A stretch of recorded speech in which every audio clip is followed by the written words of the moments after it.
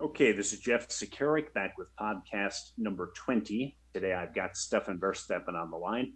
He's coming in from Canada. He's an author, researcher, and adventurer who's written dozens of articles for various magazines and newspapers, and is the author of 8 books, including Way of the Warrior, The 36 Strategies of Ancient China, and Art of Urban Survival.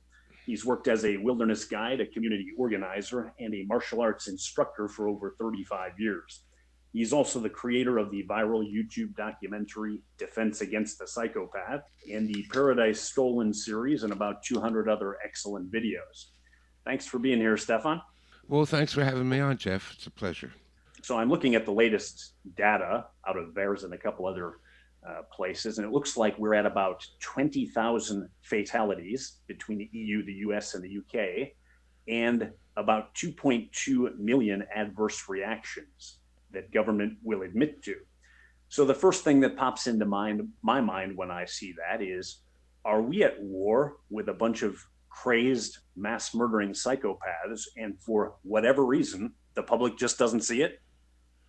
Well, yes, I came out with a video, I think it was about 5, 6 years ago, that said, "We are at war." Make no mistake, we are in wartime conditions now. The psychopaths that rule the world are determined to, first of all, cull all the useless eaters in their expression. They want a mass die off to occur, and they're doing everything in their power to kill as many of us as possible. And it's a multifaceted war. They've attacked us physically, mentally, spiritually. They attack us through the food, through the water, through the chemtrails, through the electromagnetic frequencies, and then mentally they attack us through the propaganda, the TV, the movies, the music, the magazines, the newspapers, and they also attack us spiritually with the feminist movement and the whole BLM movement and all the, I can't even remember how many gay rights they're supposed to want now anymore, but all of that is a spiritual attack on our morality, our sense of identity, and they've attacked us by destroying our history and our culture and our families. So, yeah, we are in a war and we're losing badly. And the problem is, people have been so indoctrinated through the education system, because that's another weapon that they have used is the education system. Look at everybody that comes out of university. They are useless for any practical purpose, and most of them are quite frankly insane.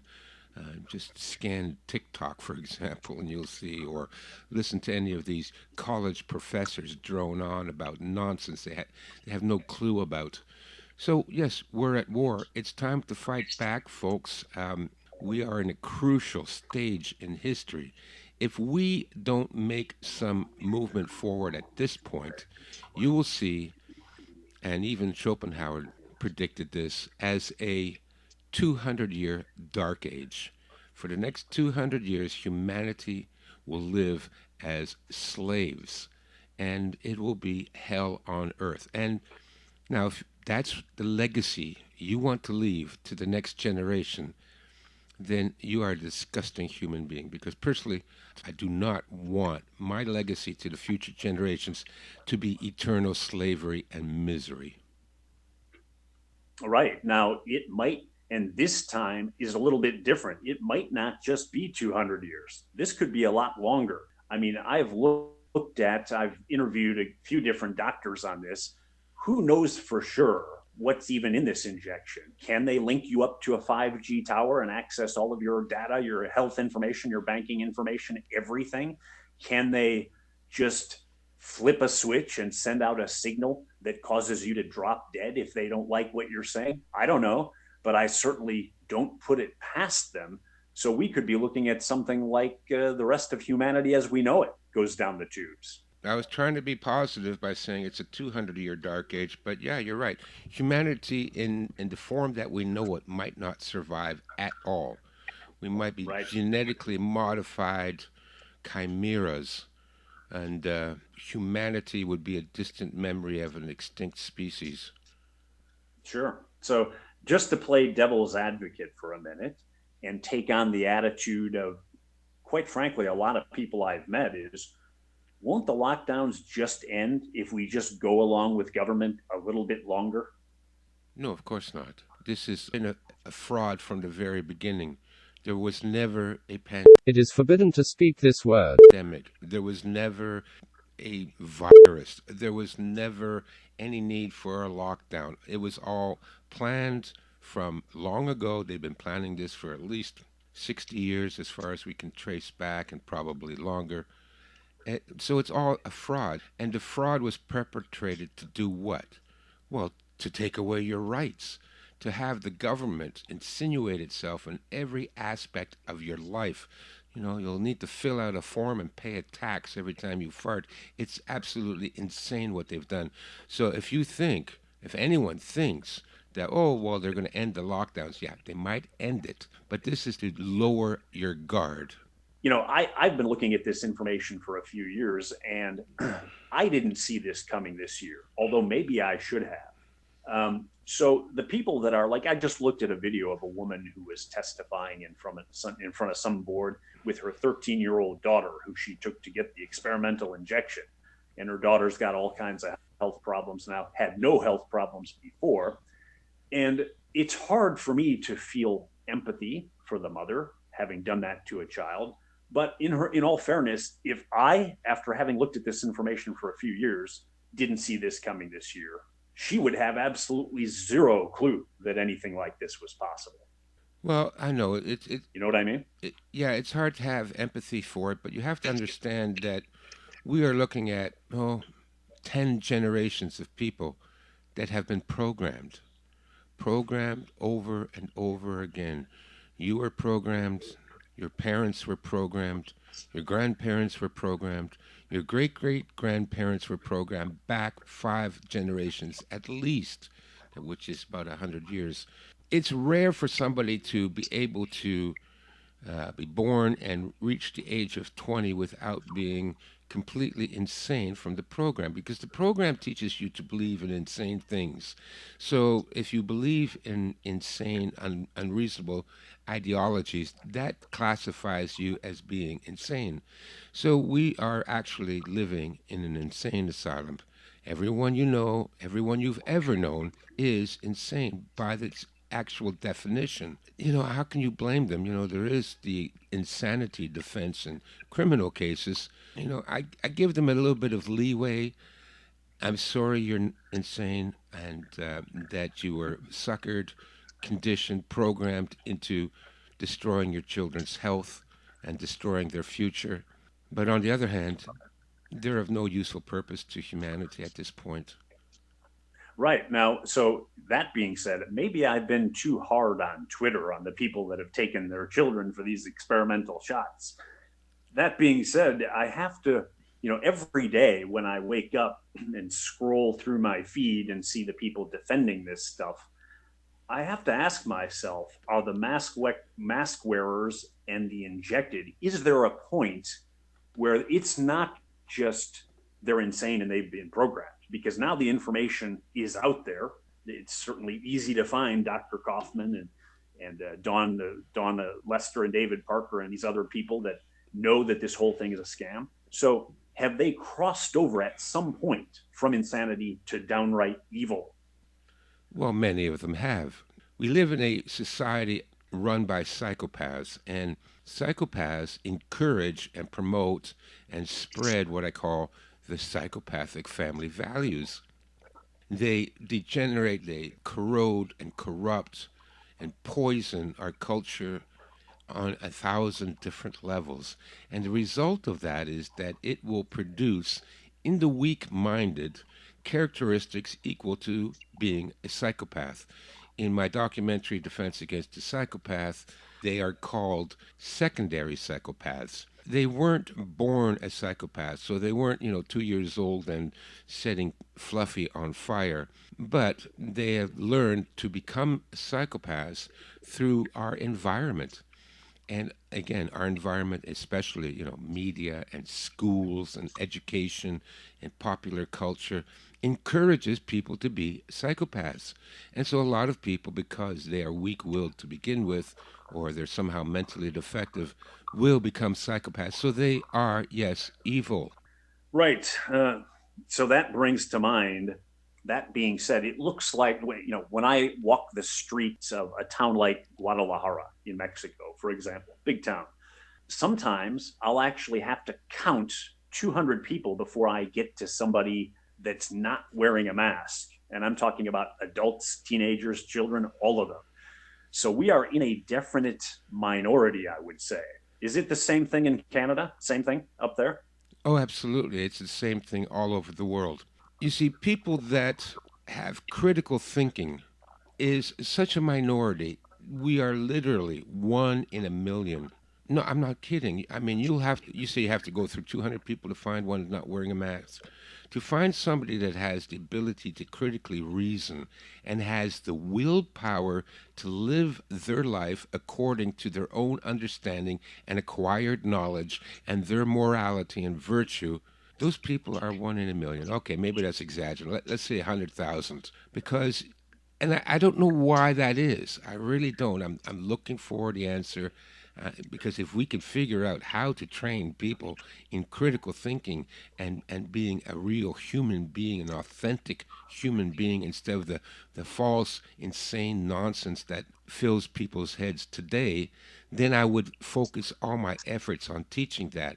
But I don't think it can be taught. We are overwhelmed. We are outnumbered.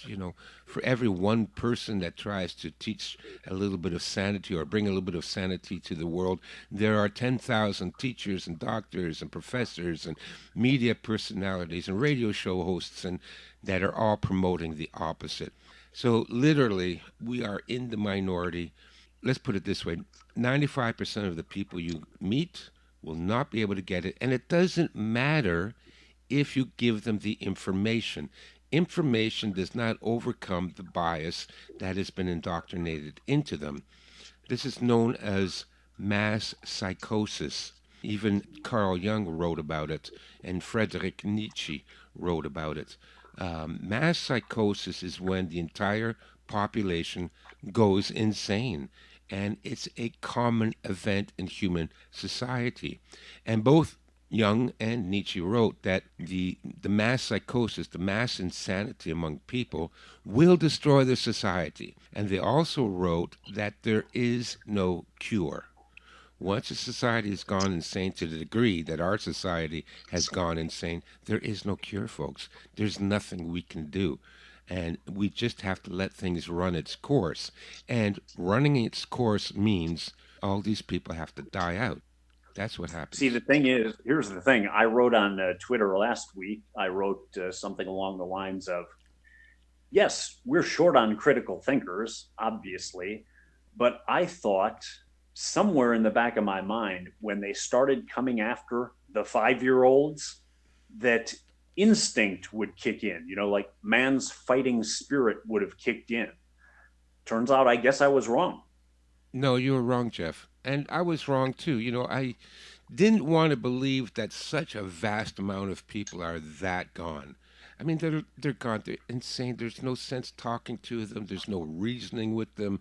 There's no bargaining with them. It's the line from the Terminator.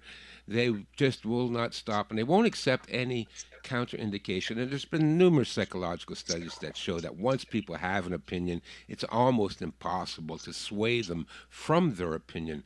I don't know what it is. It's sort of like a form of megalomania. You see, if I'm confronted with information that contradicts what I believe, I will examine that information, and if I deem it, logical and rational, I will change my opinion.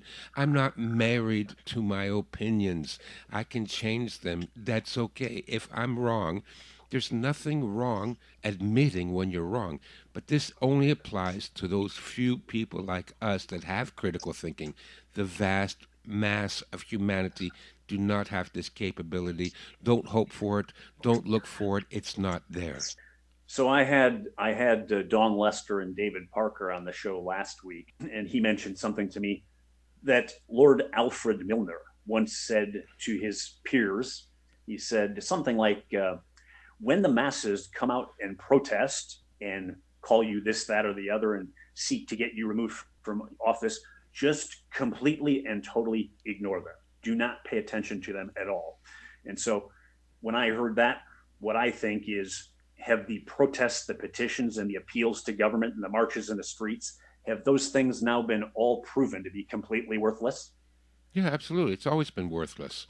That's never helped. What do people think is going to happen? Okay, now we all marching down the street. Look, it's nice. You meet people of a similar political bent or similar ideological philosophy. And okay, so that's nice. It's like a social gathering. And you walk down the street and you hold signs and you yell and you stomp. Do you think the people that run this world give a flying about that? They don't care. It means nothing to them. Like suddenly your politicians they're going to say, "Oh my God, look, there's 10,000 people in the street. I'm going to mend my ways. I'm going to refuse the millions of dollars I'm being paid under the table to work for the banksters and go against the banksters, risking my life from assassination in order to give the people back their freedoms and their money." Never going to happen. Never going to happen. So don't waste your time. All right. And I tend to agree with that. No, I can tell Yes. you why. Because there's a clear example of that. It was back in 1991 or 2001, 2002, I think it was. Just in the run up to the Iraq War, people protested in every major city in the world. Millions have come out. I don't know if you people know about those protests, but it was huge. Every city in, Madrid, Amsterdam, London, all over the world, millions of people were protesting. Do not go to war with Iraq. Well, how well did that protest work? I mean, it didn't even slow them down. They don't care. Your time is better spent training, getting in better physical condition, spending more time at the gun range, figuring out how to camp and how to live off the land. Spend your time on that rather than walking down the street because walking down the street will do you no good in the long run, whereas spending more time at the gun range will definitely do you more good in the long run. And so that being said, what would you say the odds are that this situation can be resolved peacefully in any way? Zero. Zero odds. This will never end peacefully. It will end either in a massive world war, civil war, revolution, bloodbath, or it will end in your slavery. There is no other way this is going to end. And I've thought the same thing for at least the last couple of months. I just think to myself, you know what? What are the odds that the authorities, the police, will not cage or fire upon their own citizens? Right? I mean, they've done it in the past in how many different countries? Is it going to be any different this time? No, it's not going to be any different this time. We see it already. Look, I just watched a video the other day where six OPP, which is Ontario Provincial Police, where they're like our state troopers, six OPP cruisers and officers stopped a 13-year-old girl because she was walking down the street alone carrying a sign saying back to school. You had six cops come down on a 13-year-old girl for walking down the street. Are you kidding me? These guys will shoot you in a heartbeat. Don't think for a moment that the military or the police will not follow orders. That's why they have those jobs, because they're order followers, because they cannot critically think. If you were a person capable of critical thinking, you would never join the military and you would never join the police. I don't know what people don't understand about that. They select for thugs and mercenaries. Now, listen, I have quite a few police officers that I'm friends with, and I like them.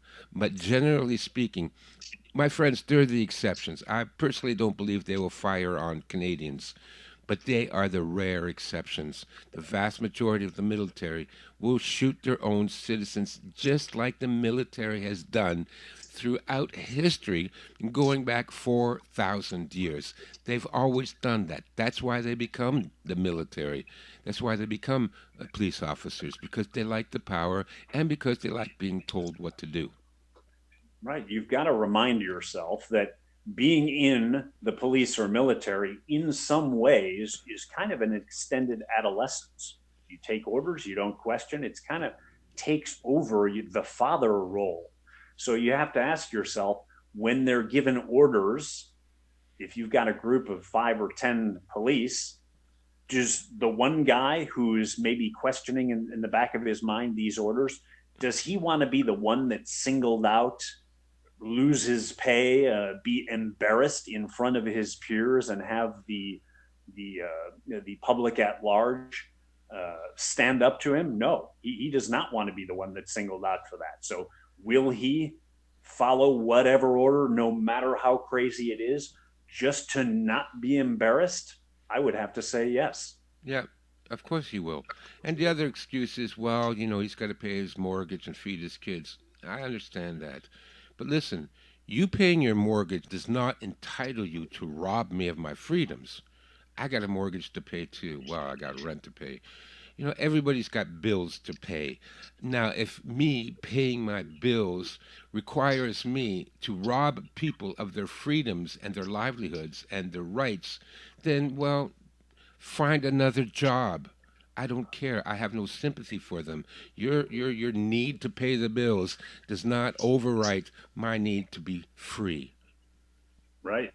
So now, if we, as critical thinkers, live by the law, do no harm, just try to treat others the way they want to be treated, when we defend ourselves against this stuff, do we become hypocrites in any way?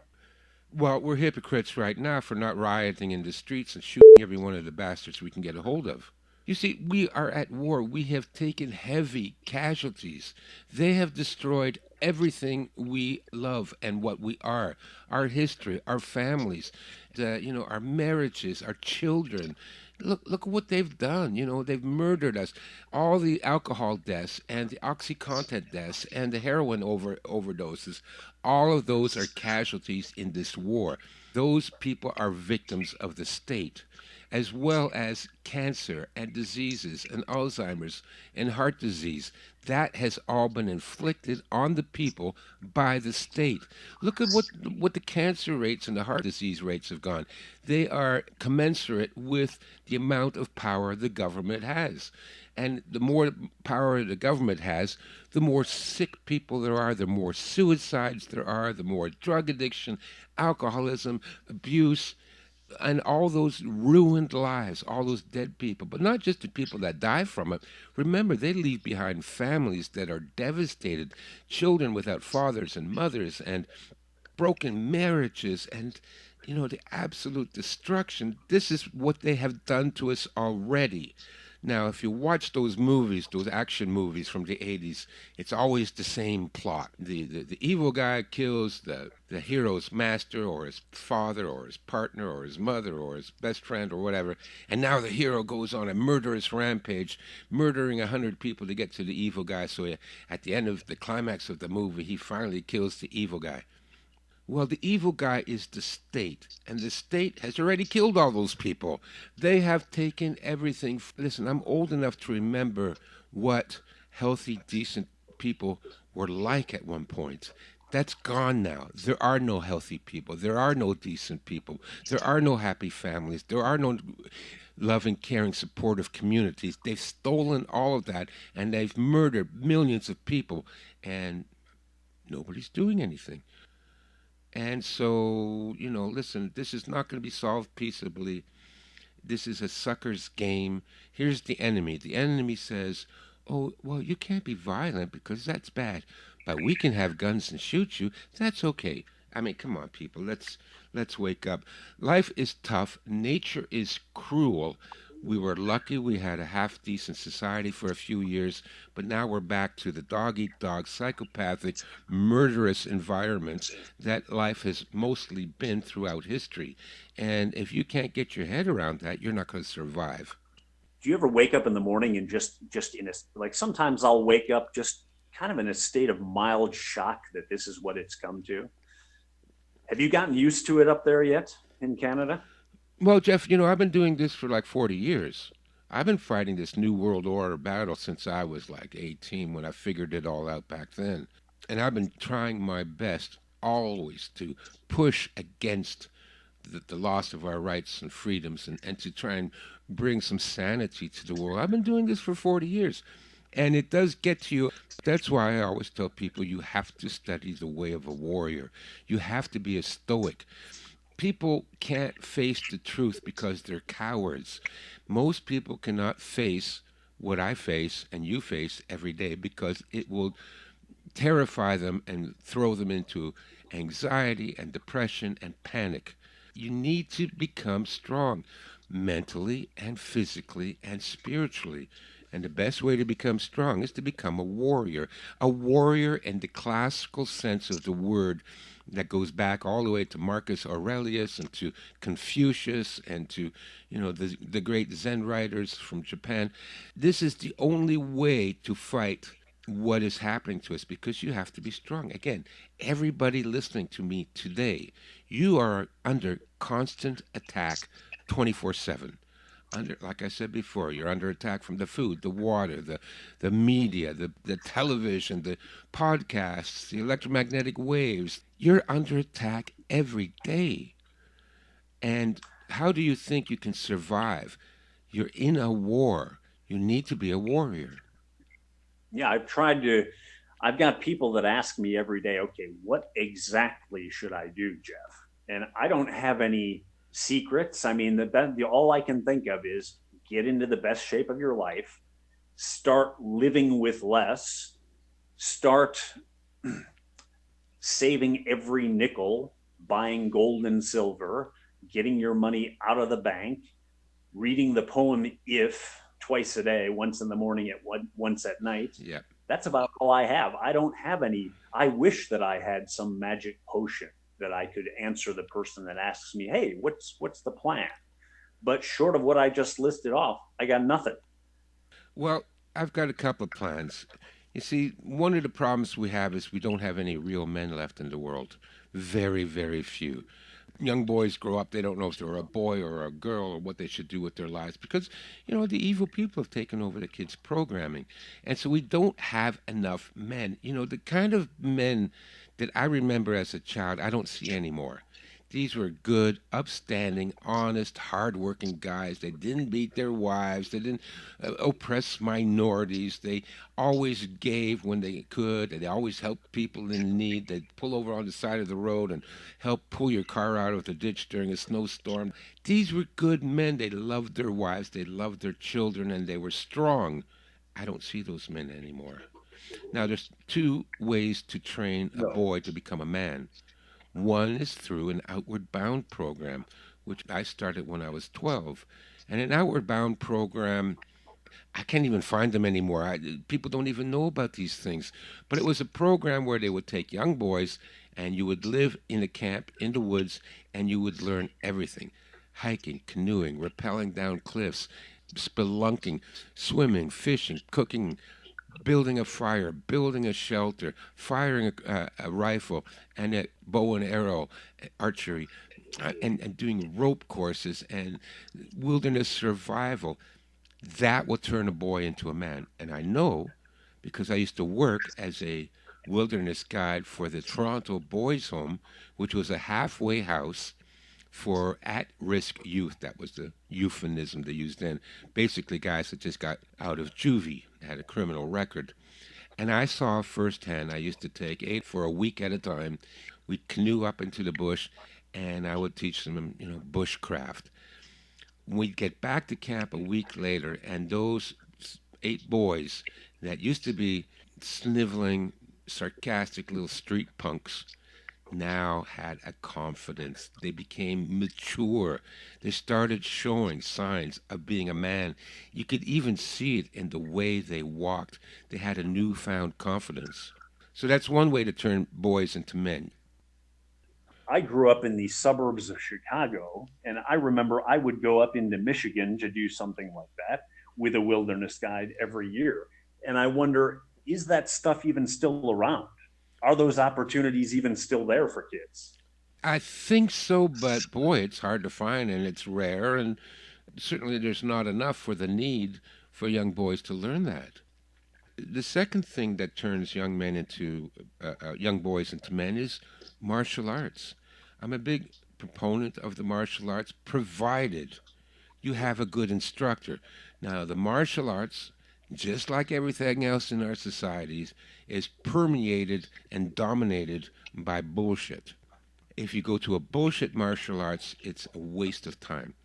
And it all depends on the instructor. If the instructor has integrity, he's a critical thinker, he's concerned about his students and teaching his students how to become warriors, then martial arts is one of the best ways to train young boys to become men.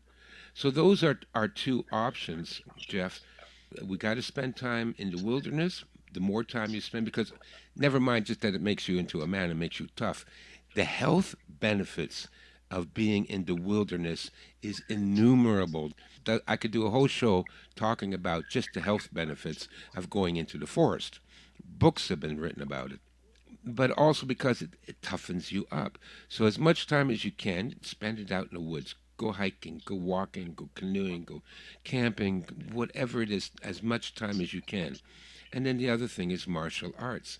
So those are two activities everybody should be doing now. And that will get your body into a great shape. It will give you confidence. You need confidence. You need courage to face what's coming. But you'll get the courage. You know, when you spend a week alone in the bush, you're pretty brave. Anybody that can do that.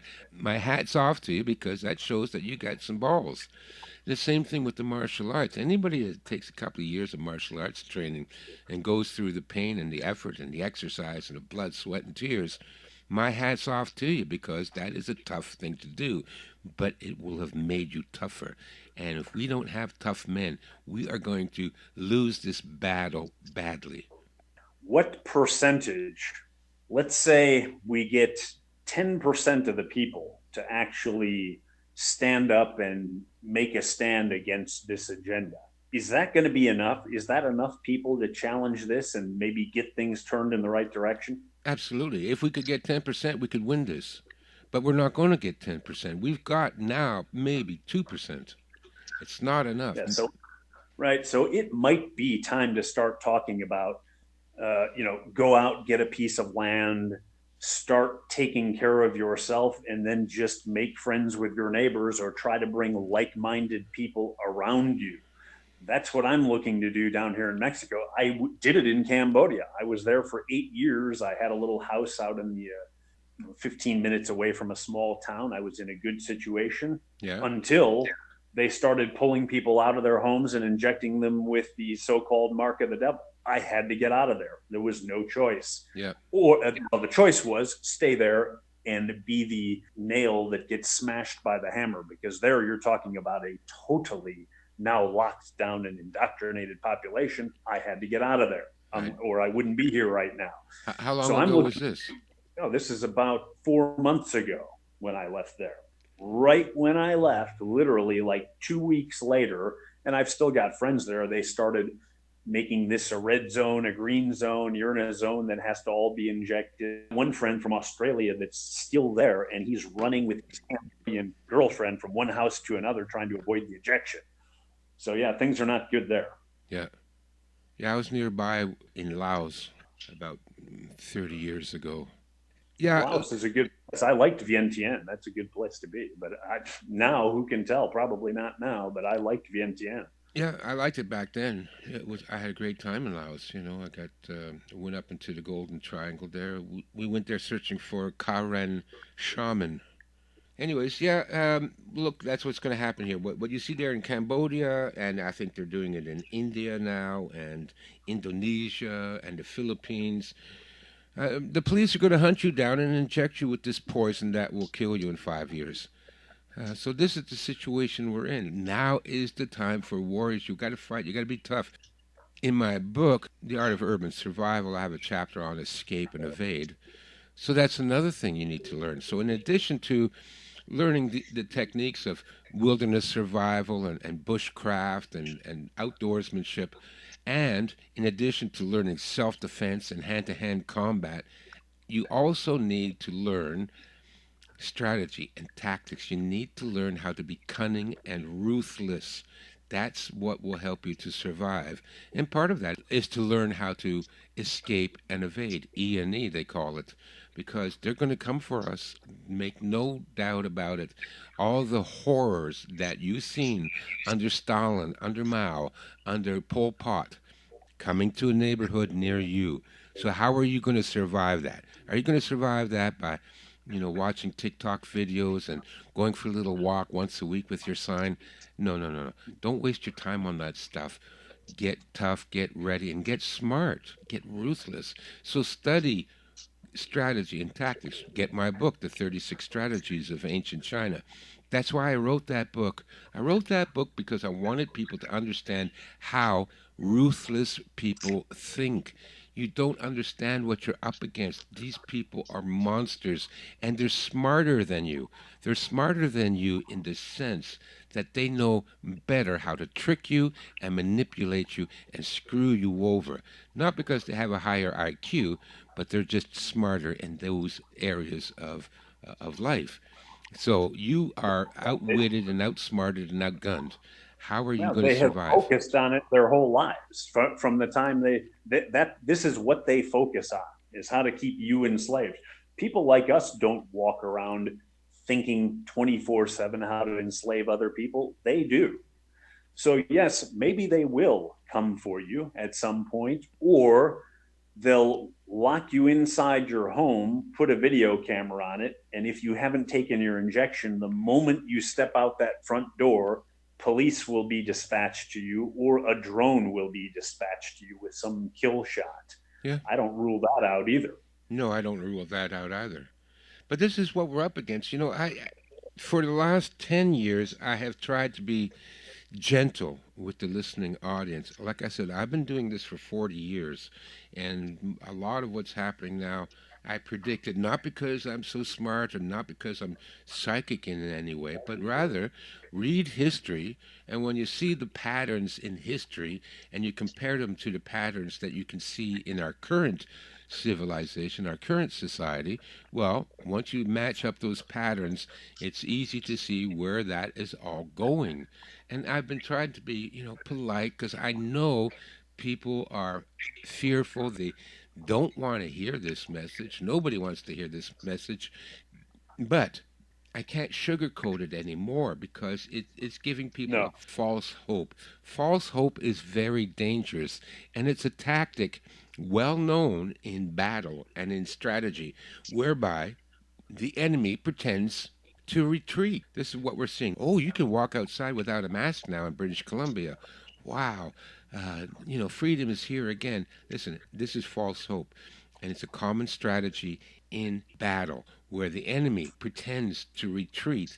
Now you drop your guard. You think the war is over, only to walk into a trap and get totally devastated. That's what's coming. Don't let your yeah. guard Now, down. not only that, I keep hearing the phrase when I follow different people on YouTube and mainly BitChute now. I keep hearing the phrase, yeah, we've got to start pushing back against this agenda. And I keep hearing that phrase, and everything that what comes to mind is, okay, now be specific with that. What do you mean exactly by pushing back? Because if the police come at you with something like put your mask on or you're going to jail, pushing back, does that mean just taking it off and putting your hands behind your back? Because you better be ready to throw down or lay your life on the line if you're going to push back. So the problem with that phrase is you're constantly on the defensive. The public, if all you can think of is, well, we're going to push back, you're going to end up always on the defensive. So it looks like to me we're in a situation where you've either got to take the offensive, which is, for example, what maybe the Taliban did to the Russians. Why couldn't this big, huge Russian army take over this little group of ragtag people? Well, the Russian army got demoralized, from what I understand. They never knew when they were going to be hit or how they were going to be hit.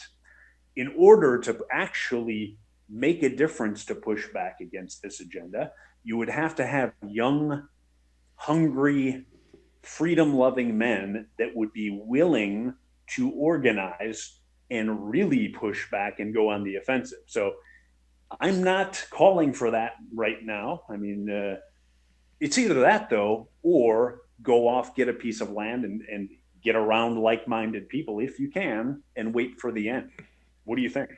Well, pushing back again, the other thing I hear too a lot is, "Whoa, everybody, more people are waking up. More people are waking up." And my attitude is, "So what? What are they going to do? Do they have any skills? Do they know anything? Are they good at anything? What can they do?" I got 10 million people, woke people, that don't know how to find their ass with a flashlight and a map. We need skilled people. We need strong people. We need brave people. Also, the idea of buying a property and going out and getting off grid and all that. Yeah, it sounds nice, but guess what? They will find you and they will get you. There is no escaping this, not that way. First of all, the logistics of finding a property and building a house on it, who's got the money for that? I mean, if you're independently wealthy and you want to do that, go ahead. It sounds good. I'd like to do it. Listen, if I had a couple of $1 million in the bank, I'd buy a piece of property too and see how it goes, but it's not the answer, and it won't save you in the long run. Just look at what happened during the Holodomor massacre, where the Soviets starved the people of what was it, Czechoslovakia, and these were farmers. They lived out in the rural areas, and they were all independent farmers. They grew their own crops. They were self-sufficient. They were a lot stronger than most people today will ever be, and yet they hunted them down farm by farm, one by one. They stole everything. They killed the livestock. They burned the barns down to the ground, and somewhere between 10 to 20 million people starved to death. And that was back in the 1920s. What do you think now that they've got drones with infrared cameras? I mean, you think there's anywhere on this planet that you can hide and grow your own little garden and be left alone? They won't leave you alone. We got to beat these people. Otherwise, like I said, we're looking at 1,000 years and possibly the end of humanity as we know it, because there is no escape. And this is the hard black pill truth that I didn't want to talk about because I know it scares people. But at this point, we only have a few months left. So I'm not going to pussyfoot around. This is the way it is, guys. If you can't take it, okay, listen, grab a bottle of vodka and, watch some movies and make yourself comfortable because it's going to be over for you. It's going to be over. So make yourself comfortable, have a couple of weeks of happiness, and then forget about it. But for those of you that understand what we're really facing, grab a bottle of vodka, have a couple of drinks, and then tomorrow morning you wake up and you run your 5 miles and you do your training and then you read some books on strategy and tactics and you get ready to fight. This is the way it is now, Jeff. I do a show with another woman out of Germany, and we coined the phrase for me is the grim speaker. Yeah, I'm sorry, it's grim. I wish I could say something happy. I mean, if we were talking now in the 1950, I would say the future's wonderful. Go out and enjoy life. Don't worry, it's going to be great. And I would have been right. The 50s, the 60s, the 70s, those were pretty good times. It's not that anymore. Look around. It's insanity. Yeah. So let's say you're just somebody who's just the average guy listening to this. He's got two kids and a wife, and he's got a job, and he's stuck in the city. What do you think are the best things for him to do? He can get your book, The Art of Urban Survival. He can stock up on food, pull his money out of the bank. What are some other things he can do? If you're cunning, you can survive anywhere with anything or nothing. My study of military history and strategies and tactics show that a smart man can always survive one way or another. You got to be kind of cunning and ruthless. I don't know how to teach that. I've got some videos out. It's called Urban Guerrilla Tactics. I'm going to continue making more videos along that line where I describe psychological tricks and tactics you can use to avoid becoming a victim of the state. Listen, we can do another 2 hours on what the average man can do, but yes, stockpile your food, get some training, get some ham radios, get some firearms, start to fortify your home. bars on the windows and a steel front door and a steel frame. And, there's things you can do. But if you're an average guy with a wife and kids, look, focus on the wife and kids. You want to make sure your kids survive this. So get as much food, as many firearms, as much training, get as tough as you can. Train the wife how to shoot, train the kids how to shoot, train the wife how to scavenge food in the forest, train the kids how to fish and hunt. Get all that in there, and the more training and knowledge and understanding you have, the better your chances. Listen, you can spend, or I could spend months teaching a course on this, so we don't have time for that now, Jeff. And what do you think about the people that have got maybe a little bit of money in gold and silver and they're betting on a certain or other cryptocurrency to quadruple in value and it's just got to make it till December? And they might be right. They might quadruple their money by December. What do you think about that as a plan? Well, first of all, I've never trusted cryptocurrency. Come on. Who knows who runs it? Who knows who invented it? Who knows where it's stationed? And you're just going to bet your life savings on something you have no control over, you can't even touch or see. I advocate, yeah, getting some silver and some gold. I have a little bit myself. Even more important and probably more useful is to stockpile bottles of vodka and cartons of cigarettes because that'll come in handier than trying to cash in your gold bullion during, societal collapse. Who's going to cash it in for you? And never mind cryptocurrency. Who's going to cash that in for you when the shit hits the fan and when the economy has gone into the tank and when the dollar's completely devalued? Is the bank going to cash it for you and say, "Oh yeah, well you can pay your rent with cryptocurrency"? Of course not. The banks are going down. They're going to take everything you've got in your savings account. They're going to take your retirement savings. They're going to take everything they can. So your cryptocurrency is going to be useless. Gold and silver, yes, it will retain its value, but in a post collapse society, it's going to be difficult to move it. It's not going to be very liquid. You'll have to find specific people that will take your silver bullion and give you equal value in some other goods. But bottles of vodka and cartons of cigarettes, you can trade that with everybody. Okay, so it's not all bad news. There's a couple of useful things here. Your book, The Art of Urban Survival, which also includes that defense against the psychopath. Am I right on that? Yeah, that's the very first chapter because the book is actually kind of a prediction. It's based on the stages and events that occur typically when a society collapses. And the first thing that happens when a society starts to collapse is that the psychopaths dominate everything. I could almost argue that the psychopaths are the cause of the collapse. It's hard to say. It's like nature versus nurture. Does the bad times create the psychopaths that ruin things even faster, or do psychopaths create the bad times? Hard to say. So I that's the think first thing. And I then, think generally speaking, the psychopaths are creating fake virus, everything. They might even have control of the weather. How do we know? oh, I think they do.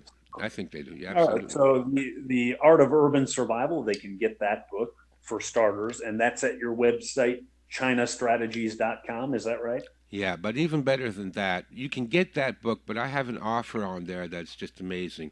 It's called the Survival Library. You get all my books, and it's all in PDF, so you can just download it.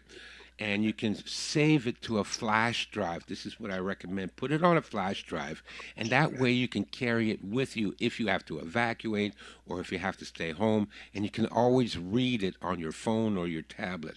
So you get all my books plus 280 additional books that cover every facet of survival. Everything from farming and electronics and alternative energy to home medicine to improvised weapons to ham radio and communications. I got books on all of that. So it's only like $39.95. You get all my books and you get these 280 books. You can download it right away, save it to a flash drive, because this will give you the knowledge to survive all these things. And also, you're doing 2 hour personal consulting. Is that right? So if somebody they want to customize this whole thing to their personal situation, you'll talk to them. Absolutely. I'm a straight white male. I've been banned from any kind of legitimate work now for years. Nobody will hire me. Not when you're a straight white male, old and sort of conservative. You don't get a job in this country anymore because we live in a communist regime here in Canada. So one of the few ways I earn an honest living is by offering a consultation. So it's not very much. You can go to it's called Preparedness Consulting. It's on the website, and what I'll do is I'll talk to you one on one, and we'll go over your situation, where you live, what kind of preps you have, how many people in your party, are a big family, or are you on your own? And I'll go over all your preps, and I'll help you plan your escape route and your strategies for defense. But a lot of the people that call me just want to talk about things because they feel they're like you and me, Jeff. We're like on our own. Is there any other critical thinking people anywhere near me? No. Can they talk to their family? No. Do their friends support them? No. And they just want to talk to somebody that gets it like they do. I offer that, and you would be helping to support my work. You'll feel a lot better after talking because so far, everybody I've talked to, despite my black pill point of view that I've revealed today in this interview, what I do with you is give you hope. There's not much hope for our society, but there is hope for you to survive. All right. So the last thing I wanted to ask you here, we're getting into about an hour here. Yep. So these so-called leaders that we've got that are behind this whole thing, I've gotten to the point where I really wonder 25 years ago, was David Icke on the right track? Are these people not even, certainly not human as we understand it, but are they, do we have enough evidence to say that these people are probably demons in some form? Yeah, it's hard to say, Jeff. I'm first of all, I'm a very skeptical person. I don't believe anything. And, it's the old saying, believe half of what you see and nothing of what you hear. I'm like that. However, I have to say, what I think is, and what I'm getting close to, is that these people are infected by a brain virus. Colin Wilson wrote about it. He called them the mind parasites. And these mind parasites are, in all likelihood, archons, which are sort of demonic entities. And these demonic entities will infect people to different degrees. And I think people that you see that are politicians, they have basically sold their soul to these parasites. And they are no longer human. Now, whether they're reptiles or whatever, it doesn't that could be, I don't know, but they don't share human valuation like we do. So they're no No, longer human. I think it was John Lash that coined the term archons. He did a lot of work looking into it, and then he subsequently came out with a website, Kalika War Party, where he suggested we all meditate on the demise. You kind of like a voodoo doll. You get a picture of the mass murdering computer geek. You get 10 or 20 people in a circle, put the picture in the middle, and you start fantasizing, for want Mm, of a better word, about the demise of this individual. yeah. And so I'm sitting there thinking, boy, that sounds crazy, but I know John Lash is no dummy. And if these people are using black magic against us, maybe it's time to start thinking outside the box like he is. Well, again, this could be a whole nother show. In my youth, I explored occultism and astral projection. I've been into the other dimensions. I met the archons. They're dark, evil things. They're very scary. And I've been a follower of John Lash for a long time. I listen to everything he puts out. So I know exactly what he's talking about. And personally, yeah. Yeah, I mean, he says that what we have lost, the modern man, is a war party that is specifically a war party to fight for justice. Yeah, there might be something to that. hmm Well, I'm in agreement with that. And that's what we've been talking about and why I keep promoting becoming a warrior. That is the archetype that we need to embody to defeat them. Right.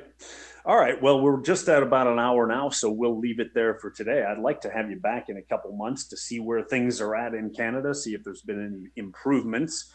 In the meantime, everybody go to chinastrategies.com and you can have Stefan for an hour or 2 hour consultation to tailor a plan to your specific needs, and we'll leave it there. But thanks a lot for the time, Stefan. I appreciate it. I wish we'd have had a better connection, but I'll have to work on that next time. Well, could be you, could be me. I'm way out in the country too on a Wi-Fi hub, so I have the same problem. All right. Have a great night.